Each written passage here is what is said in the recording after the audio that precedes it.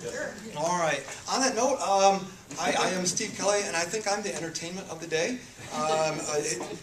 Outstanding, outstanding. I get so much from other teachers. And pretty much I want to share with you some of my experiences as an old guy. All right? I'm in my third decade of teaching, and I've made huge, huge changes in the last year. And of course, I'm representing the network of Michigan educators, and I'm going to give that a big push here in a few minutes. I'm going to take you down my journey. And so it's a big me story. I'm an only child, and so it's all about me anyway. 2009, I did the National Board Certification, got it, and I was all excited. And then I got invited to join the network and go to my first conference in 2010, which I met several of you there. And I walked into that conference, and I'll be honest with you, I thought I was a pretty big deal. I did some research. There are only 14 secondary math teachers that are National Board Certified in Michigan, and so I'm like, wow, I am the man. And it took about 5 minutes before I was so humble I didn't speak for the rest of the day. That room, when all of the network gets together, is so powerful. The energy level, and just today, I gleaned so much stuff from these two gentlemen that I'm so excited to go back to work again tomorrow. That was a joke. But I told you I was the entertainment. So I went to the conference and I learned so much. And I got in the car and I'm driving home from Lansing. I got a nice hour drive to think, and I got more excited and more excited and more excited to the point I finally realized I need to change. I'm a very good teacher if it was 1997. I mean, and that was how I did my national boards. That was all the stuff I did in 1997.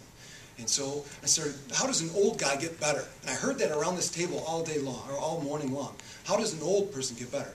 So I started reading, and I started working at night, and then taking my conference degree and going in other people's classrooms 2 or 3 days a week. Just go. We never get to see other people teach. How are they good? Why are they good? We're stuck in our own classroom. So, and read and read and read. That's my only way to learn. And so, in reading, I kept making this list of all these things that needed to be done in education. You folks mentioned almost all of them this morning. What needs to happen with this next generation? And so I wrote them all down, and then I freaked out. How on earth do we do it? Within the bell schedule and calendar schedule we have right now, I thought it was impossible. And so, yeah, I did jump on a bandwagon, or a fad, if you will, with the flipped classroom. And that was my way. I finally learned. I begged for $400 for gas from my school district, and I road tripped it to Colorado to meet these guys that made this thing, and I met some other teachers from around the world that are learning how to flip. And I got excited because the first thing they said was, it's not about the videos. It's about the quality instruction you give in the classroom on top of the videos. So my videos are 1997. Yeah, they look great. You can see me on camera, and I'm wild and crazy, just like I always have been. But the in-class time is invaluable. I'm not saying the flip is the silver bullet for everybody in Michigan, okay? Please don't have my child watching 7 hours of video a night. I don't want that.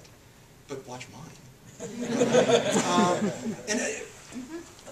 The in-class stuff is working so well. I now have time to do the 21st century things, higher level thinking skills, have students create things. You know, everything I've read said this is the creative generation. My kids are now creating things. And I chose to do this in Algebra 2 because that is my beast.